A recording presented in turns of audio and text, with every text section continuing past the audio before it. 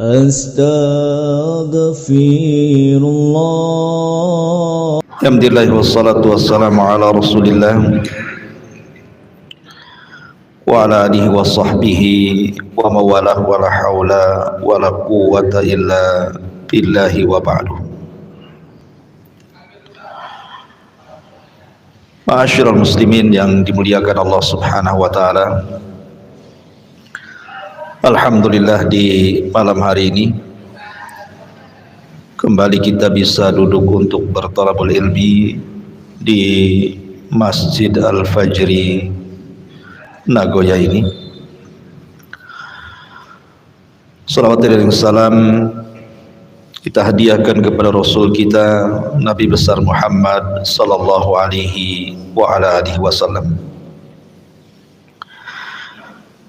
Kita lanjutkan kajian Siratul Mustafa, sejarah orang pilihan manusia terbaik dunia, Rasul kita Nabi besar Muhammad sallallahu alaihi wasallam.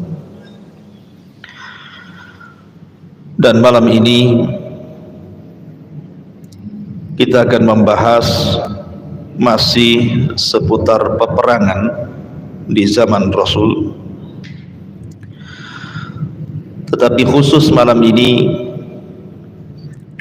peperangan yang terjadi ini sangat menyedihkan hati kaum muslimin, terutama Nabi sallallahu alaihi wa ala alihi wasallam. Karena di perang ini banyak gugur sahabat-sahabat pilihan, bahkan pakar-pakar Quran. Mereka dibunuh dengan cara dikhianati. Ada dua perkara atau dua perang yang ingin saya jelaskan di malam hari ini. Pertama, Sariyatul Raji. Raji itu artinya sumur. Di sini terjadi pembantaian. Kemudian yang kedua kita akan bicara tentang Bi'ru Ma'unah. Ini juga sumur juga, namanya sumur Ma'unah. Dua-duanya sumur.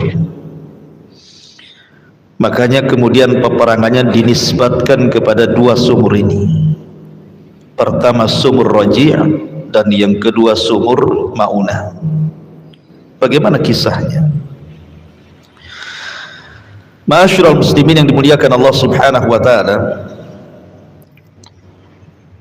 ketika Nabi sallallahu alaihi wasallam mengalami kekalahan di Uhud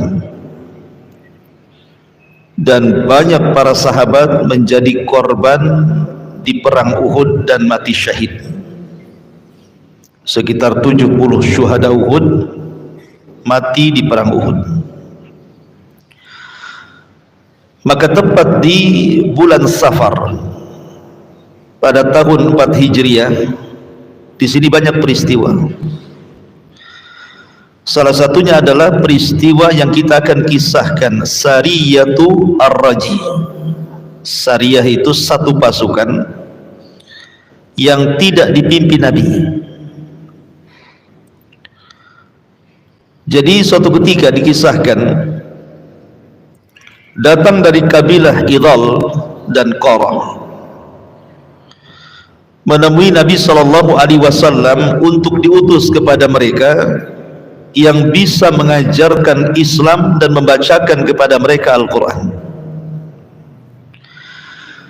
Maka Nabi sallallahu alaihi wasallam ketika itu mengutus 6 sahabat terbaik. Nanti kita akan kisahkan sedikit biografi dari 6 sahabat ini. Lah, kemudian setelah kemudian mereka pun sampai di tujuan, tiba-tiba kemudian mereka dikhianati. Akhirnya terjadilah pembunuhan terhadap 6 sahabat ini dan terjadi pembantaian di sumur namanya Raji. Siapa sahabat-sahabat ini? Bagaimana kisah pembantaiannya? Ini yang menarik kita akan bahas di malam hari ini. Ma'asyiral muslimin yang dimuliakan Allah Subhanahu wa taala. Pertama sahabat yang diutus Nabi sallallahu alaihi wasallam adalah Marthad ibn Abi Marthad. Marthad ibn Abi Marthad, dan dia termasuk orang yang awal-awal masuk Islam. Dia mengikuti dua peperangan besar. Pertama perang Badar, dan yang kedua perang Uhud. La Marthad ini, ma'asyiral muslimin yang dimuliakan Allah Subhanahu wa taala, dia adalah Marthad ibn Abi Marthad ibn Husain dari Bani Ghinah, dan ayahandanya semasa jahiliyah itu berkawan baik dengan Hamzah ibn Abdul Muttalib, maksudnya paman Rasul. La Marthad ibn Abi Marthad ini ketika perang Badar, dia dipercaya untuk membawa tawanan. Dalam perang Badar kan kaum muslimin menang. Banyak orang-orang kafir Quraisy terbunuh dan tertawan. Lah yang menyeret tawanan itu adalah Marthad ibn Abi Marthad ini, karena besar perawakannya dan kuat tenaganya.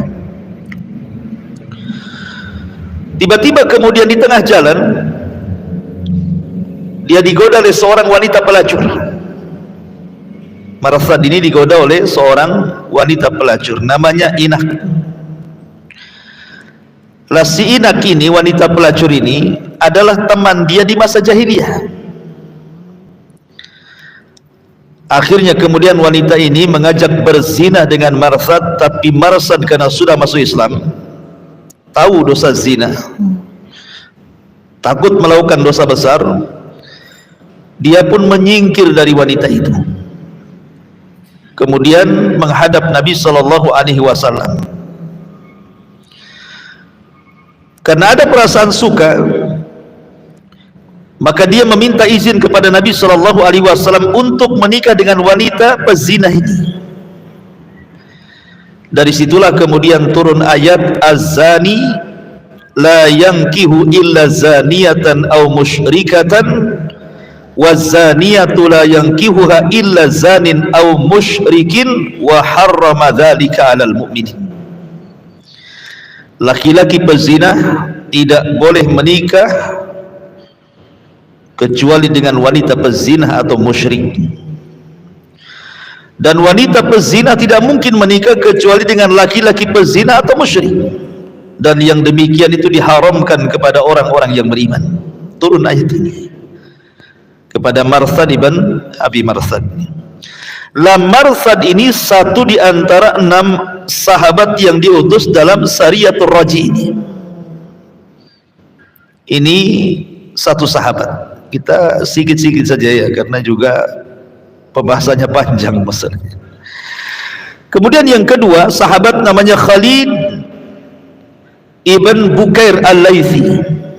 Khalid ibn Bukair al-Laythi, sama dia termasuk as-sabiqun al-awwalun, sahabat-sahabat yang awal-awal masuk Islam,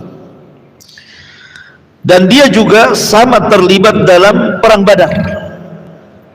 Dan ingat, orang-orang yang terlibat dalam perang Badar itu punya keutamaan. Salah satunya Nabi SAW mengatakan, siapa yang perang Badar itu i'malu ma syi'tum faqad ghafartu lakum, berbuatlah sekehendakmu karena Allah sudah mengampuni dosa-dosa kalian. Jadi memang Ashabul Badar, orang yang terlibat dalam perang Badar ini, ada keistimewaan sendiri dari Nabi sallallahu alaihi wasallam. Lah dia pun hijrah bersama saudaranya ke Yathrib, kemudian dipersaudarakan oleh Nabi sallallahu alaihi wasallam dengan Zaid, dan dia pun ikut perang Badar, kemudian ikut perang Uhud, dan terlibat dalam pengutusan Sariyah dalam Sariyatul Raji yang kita ceritakan ini. Itulah Marsad ibn Abi Marsad ini. Kemudian yang ketiga, Asim ibn Thabit ibn Abil Aflah. Ini yang menarik kita kisahkan, Asim ibn Thabit ini. Asim ibn Thabit ibn Abi Aflah ini, dia sahabat Ansar dan dia dari Aus. Dia salah satu yang ikut pembaiatan Aqabah. Sudah saya ceritakan Aqabah yang pertama, Aqabah yang kedua, mudah-mudahan masih ingat. Dan dia pun terlibat dalam perang Badar dan perang Uhud. Dia salah satu orang yang mati syahid pada Sariyatul Raji yang kita akan kisahkan ini. Masalahnya begini, yang menarik dari kisah Asim ibn Thabit ini, dia kan dipenggal kepalanya. Kemudian orang-orang yang memenggal kepala Asim ibn Thabit ini ingin menyerahkan kepalanya kepada seorang wanita, yang wanita ini merasa dendam karena saudaranya terbunuh dalam perang Badar. Wanita ini bersumpah untuk menggunakan kepala Asim ibn Thabit ini, kemudian batok kepalanya digunakan untuk minum khamar. Itu sumpahnya wanita itu. Jadi ketika Asim ibn Thabit ini meninggal dunia, dan ketika jasadnya mau diambil, mau diserahkan dan mau dijual ke wanita yang fajir itu, yang fasik, yang kafirah itu, tiba-tiba datang tawon dari mana-mana, lebah dari mana-mana, dan melindungi jasadnya, sehingga orang-orang musyrik ini tidak bisa mengambil jasadnya. Akhirnya mereka pun menunggu sampai pagi hari, mudah-mudahan lebah dan tawon itu hilang dan mereka bisa mengambil jasadnya dan bisa menjual jasadnya ke wanita kafirah itu. Tetapi Allah takdirkan turun hujan, kemudian membawa banjir lumpur.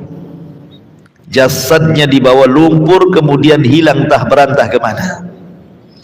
Allah lindungi jasadnya, jasad Asim ibn Thabit ini. Luar biasa gitu ya, karena dia pernah bersumpah kepada Allah Azza wa Jal, jangan sampai badannya disentuh oleh siapapun dari orang-orang musyrik itu, dan Allah kabulkan keinginannya. Asim ibn Thabit ibn Abil Aflah ini. Kemudian yang keempat, Zaid ibnu Dithinnah. Zaid ibn Dithinnah ini salah satu syuhada al-awwalin, juga termasuk sahabat-sahabat yang awal-awal masuk Islam, dan dialah yang membunuh pemimpin Quraisy dalam perang Badar. Siapa yang dibunuhnya? Umayyah ibn Khalaf. Umayyah ibn Khalaf ini sama dengan Abu Jahal posisinya, pemimpin, sama dengan Abu Sufyan, sama dengan Abu Lahab, pemimpin besar. Dan dialah yang dikutuk Nabi SAW ketika Nabi sholat.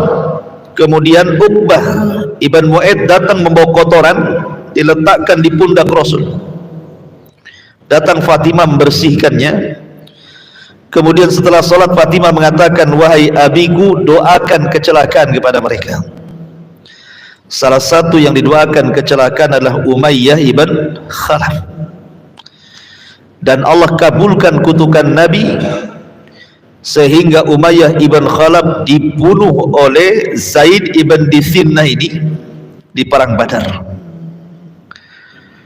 Dan Zaid ibn Dithinnah al-Ansari ini sekali lagi termasuk as-sabiqun al-awwalun, orang-orang yang masuk Islam di awal-awal, ikut dalam perang Badar dan juga perang Uhud, kemudian gugur di Sariyatul Raji yang kita ceritakan. Kemudian yang kelima, Abdullah ibn Tariq. Abdullah ibn Tariq, dia juga sama termasuk as-sabiqun al-awwalun.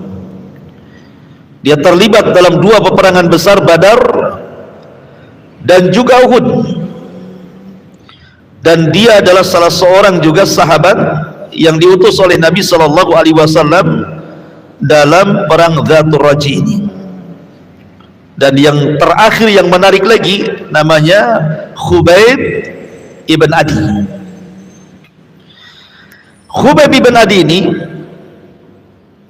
tertangkap dalam Sariyatul Raji, kemudian dibawa ke Haram. Karena orang-orang Mekah itu mereka ingin membalas dendam kekalahan mereka di Badar, dan siapa sahabat-sahabat yang pernah membunuh keluarga mereka, dan mereka hafal siapa-siapanya termasuk Khubayb bin Adi. Ketika dalam Sariyatul Raji dia tertangkap, kemudian dibawa ke Mekah.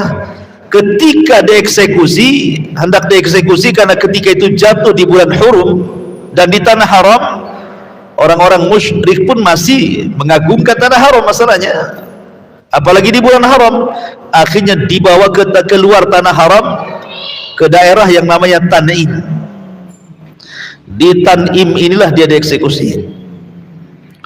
Sebelum dieksekusi, maka dia minta izin untuk melaksanakan wudhu dan sholat 2 rakaat dengan singkat, supaya jangan dikira dia takut dibunuh.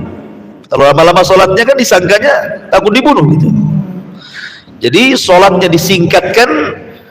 Kemudian setelah sholat, pembesar Quraisy mengatakan kepada Khubayb ibn Adi ini, atasurruka anna Muhammadan makanak, sudikah dirimu kalau seandainya posisimu diganti dengan si Muhammad itu?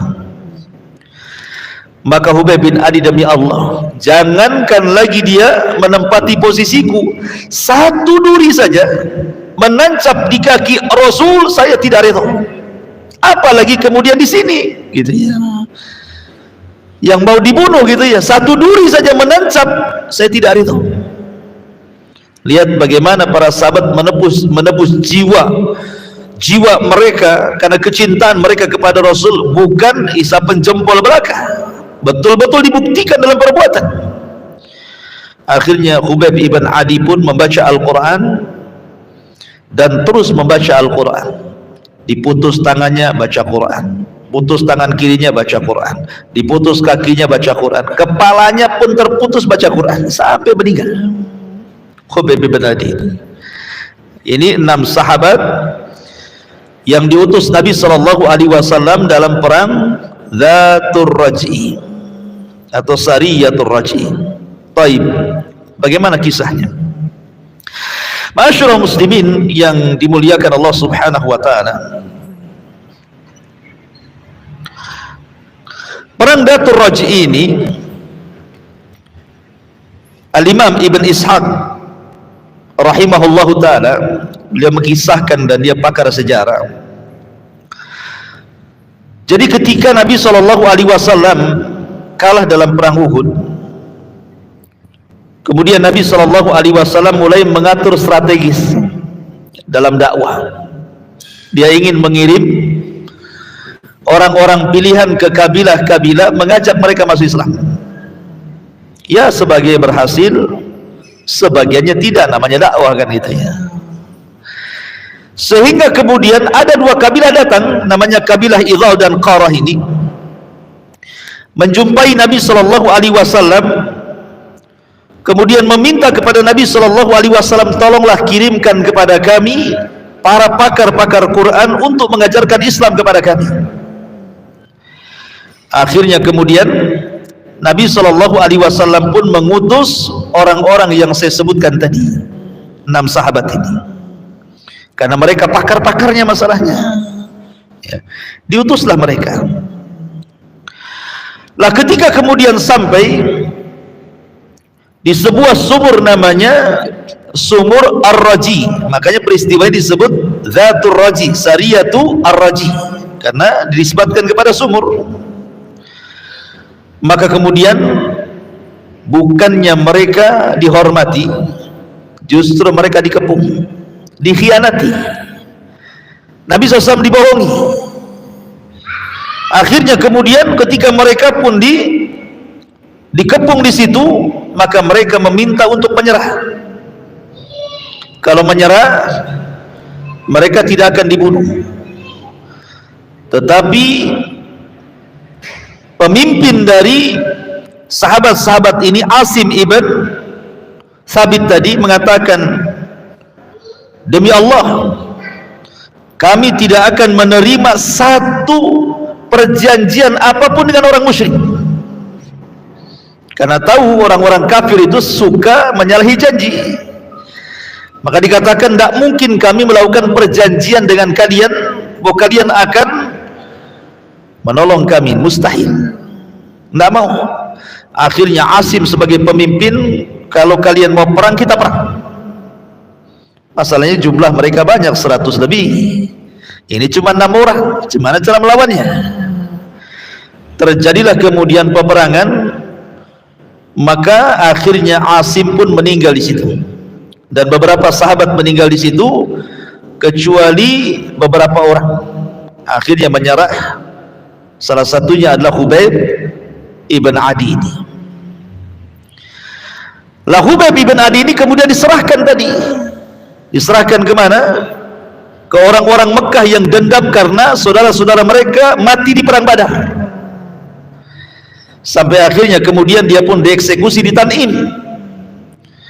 Akhirnya kemudian Khubayb yang terakhir mati syahid dari 6 orang yang diutus Nabi sallallahu alaihi wasallam. Subhanallah. Ketika eksekusi Khubayb ibn Adi ini, ada orang musyrik hadir di situ. Salah satunya adalah Sa'id ibn Amir al-Jamhi. Sa'id ibn Amir al-Jamhi itu ikut menyaksikan dalam eksekusi siapa? Khubayb ibn Adi di Tan'im itu. Dia terpengaruh dengan doanya Khubayb, karena sebelum dibunuh Khubayb ini berdoa. Doanya persis seperti doa Nuh alaihi salatu wassalam. Apa doanya? Nabi Nuh alaihi salatu wassalam, Nuh mengatakan, Rabbi inni maghlubun fantasir. Ya Rabb, aku sudah dikalahkan, tolong aku. Maka Khubayb bin Adi mengatakan, Allahumma la tahsihim adada waqtul badada. Dia mengatakan, ya Allah, jangan kau perbanyak jumlah mereka, binasakan mereka semua, jangan kau sisakan, katanya. Doa ini terekam oleh namanya Sa'id ibn Amir ini, yang menyaksikan eksekusi dan masih musyrik dia. Sebab itulah dia masuk Islam. Sa'id ibn Amir ini masuk Islam karena terpengaruh dengan ucapan siapa? Khubayb ibn Adi. Dan dia baik Islamnya. Lah di zaman Khalifah Umar, Sa'id ibn Amir ini dijadikan gubernur Syam karena baik Islamnya. Kemudian dia pun terkenal zuhud dan wara. Nasihat-nasihatnya itu sangat bagus sekali, penuh dengan syarat dengan hikmah, sampai Umar terpengaruh. Akhirnya Umar menghendaki Sa'id ibn Amir ini digunakan atau dijadikan, diangkat menjadi gubernur di Syam. Tiba-tiba kemudian orang-orang Syam demo sama Umar tentang kepemimpinan Sa'id ibn Amir ini. Ada catatan, kan Umar ini kan meminta kepada masyarakat Syam, karena ketika itu kan terjadi paceklik hebat, kelaparan, kemiskinan di mana-mana. Jadi Umar bin Khattab ini kemudian meminta agar nama-nama orang miskin itu dicatat semuanya, biar tahu berapa jumlahnya kan. Rupanya dari sekian nama orang-orang miskin itu ada pula nama Sa'id ibn Amir di situ, gubernurnya. Subhanallah gitu. Coba kalau antum data orang-orang miskin, kira-kira masuk nggak wali kota di situ tuh? Nggak ada kan? Ini gubernur masuk dalam deretan orang-orang miskin. Nah, bayangkan. Amir ibn Sa'id ibn Amir ini. Akhirnya Umar bin Khattab radhiyallahu anhu pun kaget gitu, kenapa ada nama gubernur di sini? Ceritanya panjang, yang ingin saya ceritakan, rupanya Sa'id ibn Amir ini diprotes sama rakyatnya. Jadi Umar bin Khattab bertanya, apa protes kalian terhadap gubernur kalian ini? Satu katanya, dia itu kalau keluar siang-siang saja, kalau malam tak mau keluar. Dan kalau kami pun datang malam-malam nggak mau diganggu dia. Masa gubernur kayak gitu katanya? Satu kan. Yang kedua, setiap 1 minggu ada 1 hari dari pagi sampai malam nggak keluar dia. Coba bayangkan ya, diprotes tuh. Kemudian yang ketiga, ini gubernur kami ini aneh. Kalau seandainya dia di tengah-tengah terik matahari, tiba-tiba jatuh pingsan katanya. Kata Umar bin Khattab, baik, saya akan interogasi gubernur kalian, datangkan Sa'id ibn Amir kepada saya katanya. Didatangkanlah Sa'id ibn Amir kepada Umar. Ya Sa'id, saya dengar rakyatmu memprotes 3 poin katanya. Ya, ada apa wahai Amirul Mukminin? Pertama, kau ini kalau menemui rakyatmu siang saja, malam tak mau temui. Yang kedua, seminggu sekali malah kau nggak bisa ditemui dari pagi sampai malam katanya. Yang ketiga, kamu itu kadang-kadang pingsan, ada apa kan katanya. Kata Sa'id ibn Amir, saya jawab wahai Amirul Mukminin, ya. Yang pertama, adapun kenapa saya keluar siang dan tidak keluar malam, karena malam itu adalah hak aku dengan Robku, jangan ada yang ganggu. Kalau siang adalah hak diriku dan rakyatku. Aku kalau malam tahajud, baca Quran, zikir, makanya saya tidak mau diganggu. Kalau sekarang kan tidak, siang malam sama aja kalau pemimpin. Siang ke kantor, malam kuliner. Kan itu ya. Iya. Kemudian seminggu sekali, kenapa saya dari pagi sampai malam saya nggak keluar? Ya Amirul Mukminin, saya ini punya pakaian satu, tidak mungkin tidak dicuci 1 minggu. Saya harus cuci pakaian. Pakaiannya orang dulu kan menggunakan ihram, antum tahu orang ihram? Nah, seperti itulah pakaiannya orang dulu. Saya harus cuci pakaian itu, tidak mungkin saya keluar telanjang. Saya harus cuci, saya akan jemur, baru kemudian besok saya pakai lagi, minggu depan saya cuci lagi. Pemimpin zaman sekarang, jangan antum hitung pakaiannya, hitung lemarinya. Hitung lemarinya, ya kan? Pakaiannya nggak usah hitung pakaian, lemarinya saja. Ya, kalau sudah banyak lemari, banyaklah pakaiannya di situ. Adapun kenapa yang ketiga ini, yang kaitannya dengan cerita Khubayb bin Adi. Kalau aku tersengat matahari, aku selalu terbayang bagaimana penyiksaan orang-orang musyrik kepada Khubayb bin Adi yang aku saksikan kala itu. Bagaimana Khubayb diikat dalam tiang, kemudian matahari di atas kepalanya. Tiba-tiba dia berdoa kepada Allah, Allahumma ahsi adada waqtul badada. Ya Allah, sedikitkan jumlah mereka, bunuh mereka, jangan kau sisakan katanya. Kalau aku teringat dengan doanya Khubayb ibn Adi, wahai Amirul Mukminin, aku tidak tahan, aku pun pingsan. Inilah siapa? Sa'id ibn Amir ini yang menyaksikan eksekusinya Khubayb ibn Adi radhiyallahu anhu. Ini satu kisah yang disebut dengan Sariyatur Raji' namanya ya. Ini satu kisah. Kemudian kisah yang kedua.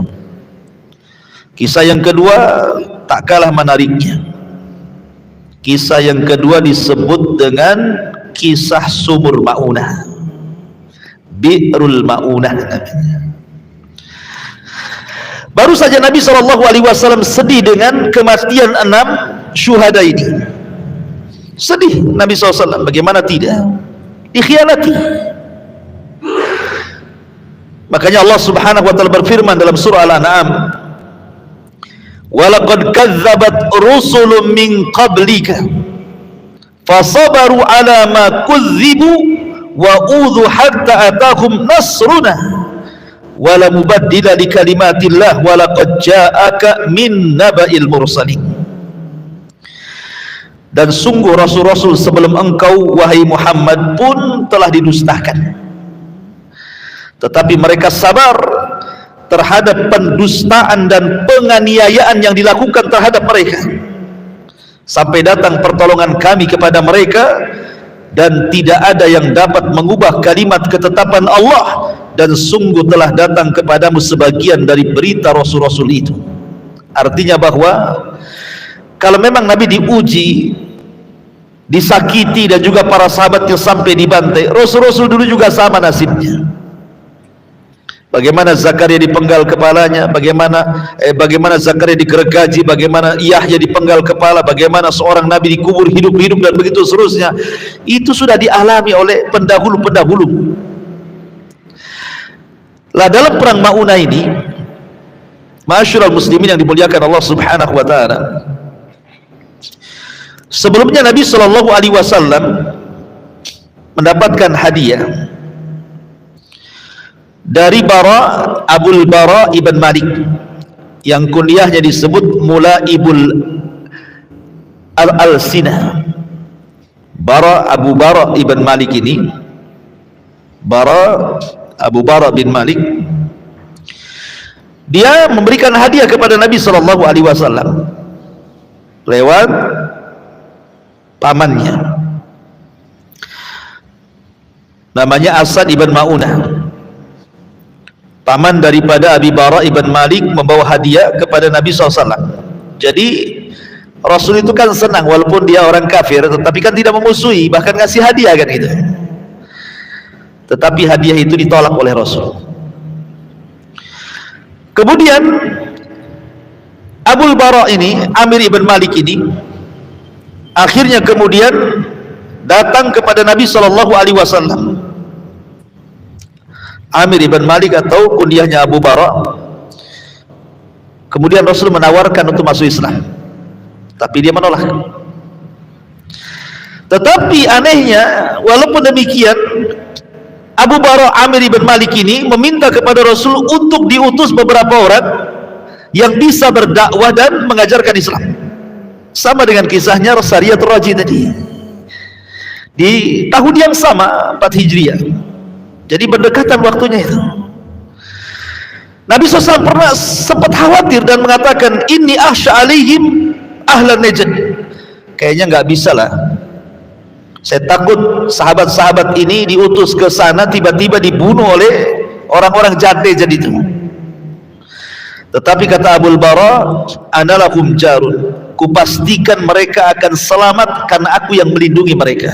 Karena Abul Bara Amir ibn Malik ini kan pemimpin, sehingga Rasul akhirnya percaya, karena orang Arab itu sangat menghargai perlindungan masalahnya, walaupun dari orang kafir.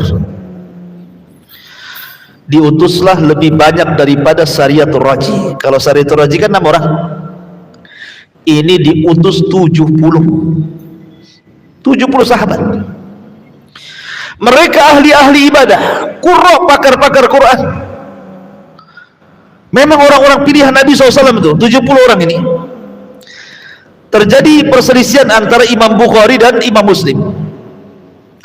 Kalau Imam Muslim memberikan alasan sebab pengutusan Nabi SAW adalah karena permintaan mereka orang-orang itu supaya diutus 70 orang pengajar Islam dan pengajar Quran. Tapi Imam Bukhari mengatakan tidak, bahwa sebabnya karena mereka meminta bantuan karena akan diserang musuh-musuh mereka, maka Rasul mengirim orang-orang ini. Tetapi riwayat yang masyhur bahwa Abul Bara Amir ibn Malik ini meminta kepada Nabi SAW untuk diutus kepada mereka para pendakwah Islam. Itu yang masyhur kisahnya. Maka kemudian Nabi SAW pun mengutus 70 orang, diantaranya Al-Haris, kemudian Ibn Sammah, kemudian Haram Ibn Milhan, kemudian Urwah Ibn Asmah, kemudian Nafi Ibn Badil, kemudian Amir Ibn Fuhairah, dan yang lainnya. Intinya jumlahnya 70 orang lah gitu ya. berangkat 70 orang ini. Ketika sampai di sebuah sumur namanya Maunah, makanya peristiwanya disebut sumur Maunah. Ketika sampai di sumur Maunah itu, akhirnya kemudian pemimpin mereka diutus kepada kabilah untuk dikirim surat bagaimana pengajakan Nabi kepada Islam. Tetapi kemudian utusan ini malah dibunuh. Haram ibn Milhan, salah satu dari syuhada sumur Maunah ini, dibunuh oleh anak dari atau keponakan daripada Abul Bara Amir ibn Malik yang minta diutus. Ponakannya jahat, namanya Amir ibn Tufail namanya. Kata Amir bin Tufail, tidak, saya tidak redha paman saya melindungi mereka, katanya. Ketika kemudian surat ini diberikan kepada Amir ibn Tufail oleh Haram ibn Milhan, ketika Haram ibn Milhan dipulang, maka Amir ibn Tufail mengisyaratkan orang-orangnya bunuh dia, katanya. Maka dibunuhlah dengan tombak dari belakang, pengecut. Akhirnya utusan itu pun Haram ibn Milhan meninggal. Sebelum meninggal dia bertakbir kepada Allah dan mengatakan, Allahu Akbar, demi Allah aku sudah senang karena aku ingin masuk surga, katanya. Nah, jadi dibunuh itu senang sahabat itu, karena apa? Intinya mati syahid kan itu sahabat itu kan ya. Akhirnya mendengar pembunuhan Milhan, Haram ibn Milhan ini, tentu sahabat-sahabat yang ada di sumur Maunah itu tidak terimalah. Lah rupanya Amir ibn Tufail ini berusaha mengajak kabilahnya tapi tidak mau. Makanya dia mengajak kabilah-kabilah yang lainnya seperti Dakwan, Ri'lin, Aisi, 3 kabilah ini. Mau pula 3 kabilah dikompori sama Amir ibn Tufail ini untuk menyerbu 70 para qurra Quran yang berada di sumur Maunah itu. Kepunglah mereka. Disinilah terjadi pembantaian, perang dahsyat di sumur itu. Tetapi karena kalah jumlah, maka semua gugur di perang ini, kecuali ada yang selamat, yang ketika itu telat datang. Memang dia telat datang itu yang menyusul kawan-kawannya. Dialah kemudian yang melaporkan kepada Nabi kejadian itu, namanya Amr ibn Umayyah al-Dhamri. Dia selamat kemudian melapor kepada Nabi SAW, dan Rasul pun sangat sedih. Dari sini Rasul kemudian melakukan kunut nazilah selama 1 bulan, 5 waktu, zuhur, asar, maghrib, subuh, balik lagi ke zuhur gitu ya. Setiap hari 5 waktu Rasul melakukan kunut nazilah. Disinilah asbab kenapa ada namanya kunut nazilah. Ya, kunut kalau Palestina gitu kan, diserang sampai banyak orang korban gitu ya, perang di mana kaum muslimin banyak korban, maka kita disyariatkan untuk kunut nazilah. Karena Nabi ketika mendengar 70 para pakar-pakar Quran dibunuh di sekitar sumur Maunah itu, Rasul kunut nazilah selama 1 bulan, berdoa kepada Allah Subhanahu wa ta'ala untuk kemenangan kaum muslimin.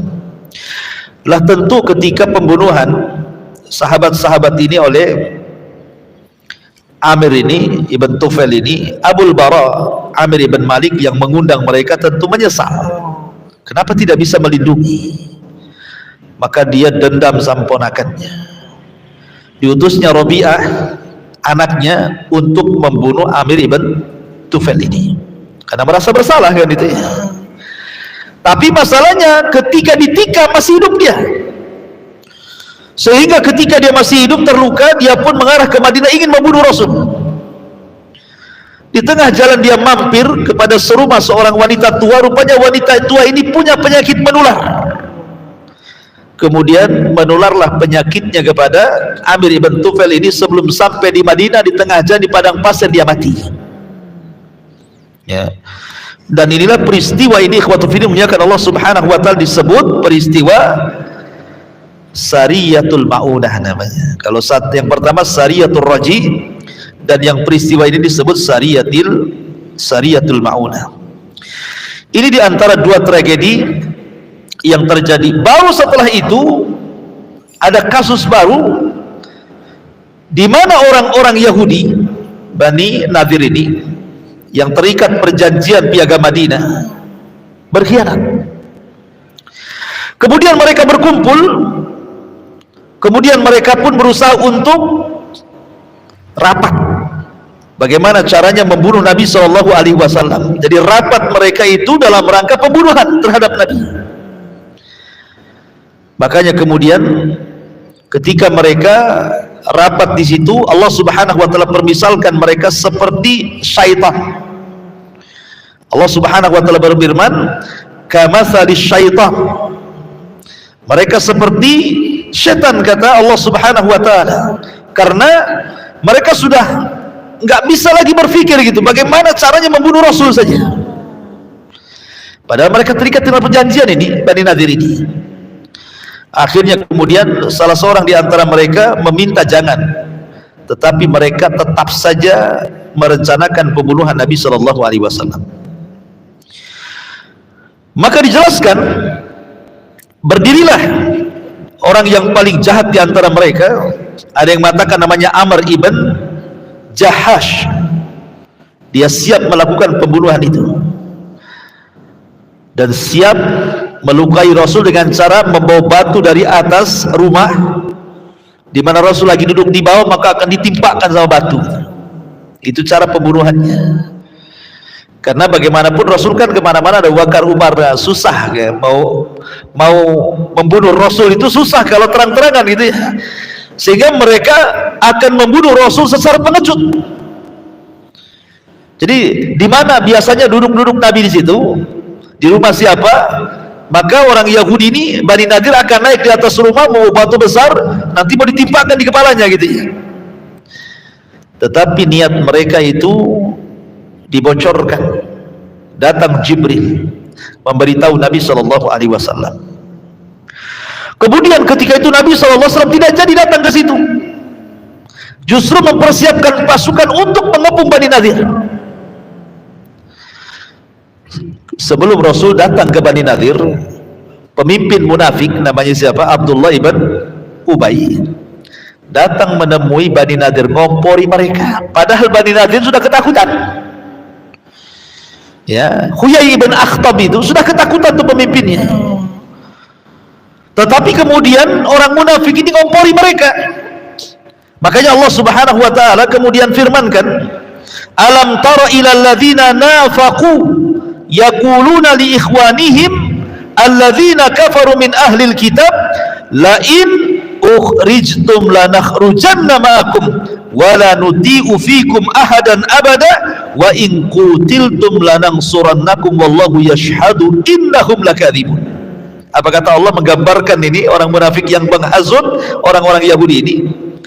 Tidakkah engkau memperhatikan orang-orang munafik yang berkata kepada saudara-saudaranya yang kafir dari antara ahli kitab, sungguh jika kamu usir, niscaya kami pun akan keluar bersama kalian, dan kami selamanya tidak akan patuh kepada siapapun demi kalian, dan jika kalian diperangi pasti kami akan membantu kalian, dan Allah menyaksikan bahwa mereka para pendusta. Bani Nadir sebenarnya sudah ketakutan, tetapi kemudian dikompori sama orang-orang munafik. Tenang, lawan saja. Nanti kalau kalian lawan, kami siapkan pasukan besar, kita lawan sama-sama. Ketika betul-betul pasukan sampai, tidak ada satupun orang munafik yang hadir. Nggak ada pertolongan, nggak ada bantuan. Dari situlah Nabi SAW kemudian mereka dikepung. Bani Nadir ini kan bentengnya penuh dengan pepohonan, terhalang dengan kebun-kebun, sehingga menyulitkan para sahabat untuk menjebol bentengnya. Akhirnya kemudian Rasul memerintahkan untuk menebang pohon, tebang saja pohon-pohon itu. Kalau sekiranya itu menghalangi tujuan jihad. Dari sini kemudian turun ayat, ma qata'tum min linatin aw taraktumuha qa'imatan ala usuliha fa biidznillah wal yukhziyal fasikin. apa yang kamu tebang di antara pohon kurma milik orang kafir atau yang kamu biarkan tumbuh berdiri di atas pokoknya, maka itu terjadi dengan izin Allah dan karena dia hendak memberikan kehinaan kepada orang-orang fasik. Akhirnya semua ditebang tuh sampai akhirnya mereka mendekati benteng. Ketika mereka mendekati benteng, dari situlah kemudian dijelaskan dalam Al-Quran, la in ukhriju la yakhrujuna ma'hum wa la in qutilu la yansurunahum wa la in nasaruhum la yuwalluna al-adbara thumma la yunsarun. Tidakkah engkau memperhatikan orang-orang munafik yang berkata kepada saudara-saudara yang kafir di antara ahli kitab, sungguh jika kamu diusir niscaya kami pun akan keluar bersama kalian dan kami selama-lamanya tidak akan patuh kepada siapapun dari kamu, dan jika kamu diperangi pasti kami akan membantu kalian. Tapi apa yang terjadi setelah Rasul mengapung? Tidak ada satupun munafik yang datang kan? Dari situlah Allah berikan kehinaan, mereka pun dikepung, akhirnya diusir dari Madinah. Diusir dari Madinah. Jadi terusirnya orang-orang Yahudi di Madinah itu bukan karena Rasul tidak suka dengan keberadaan mereka, tidak. Rasul bermuamalah dengan orang-orang Yahudi itu luar biasa. Kalau antum membaca sejarah bagaimana muamalah Rasul dengan orang-orang Yahudi itu luar biasa, menghormati mereka. Rasul memberikan kesempatan beragama mereka, tidak memaksa agama mereka. Rasul memberikan kehidupan kepada mereka, mau cari rezeki terserah mereka. Terkadang Rasul datang kepada orang sakit mereka, membantu kepada fuqara dan masakin mereka, dan begitu seterusnya. Tetapi mereka berkhianat dalam perjanjian. Itulah yang menjadikan Rasul mengusir orang-orang Yahudi Bani Nadir ini keluar dari Madinah. Ya. Dari sini ma'asyiral muslimin yang dimuliakan Allah Subhanahu wa taala, bahwa Nabi selalu mendapatkan ujian. Dari awal perang Sariyatul Raji, bagaimana sedihnya Rasul, 6 sahabat harus jadi gugur. Kemudian Sariyatul Ma'unah, 70 syuhada mati persis jumlahnya dengan syuhada Uhud. Syuhada Uhud berapa? 70 orang kan? Di sini pun 70 orang. Kemudian perang Bani Nadir justru Rasul akan dibunuh dengan cara pengecut. Dan begitulah ujian kita, ikhwan. Dalam berdakwah itu pasti akan ada ujian seperti yang dialami Nabi SAW. Pasti disakiti, diuji, itu sudah fitrah dakwah. Maka jangan kemudian kita pantang mundur, terus berdakwah. Wallahu a'lam bishawab. Ini diantara kisah 3 perang secara singkat ya. Mohon maaf biasanya agak lama ya, saya karena ada keperluan. Saya cukupkan sampai di sini. Subhanakallahumma bihamdika asyhadu an la ilaha illa anta astaghfiruka wa atubu ilaik.